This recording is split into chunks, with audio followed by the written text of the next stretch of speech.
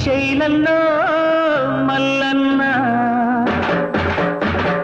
సింహాద్రిలో అప్పన్న, తిరుపతిలో ఎంకన్న, భద్రగిరిలో రామన్న. ఆ దేవుళ్ళందరి కలబోత అయ్యా స్వామి నువ్వేనంట. దండాలయ్య స్వామికి దండలు వెయ్యర స్వామికి, దాసులగాచే స్వామికి దండకాలు.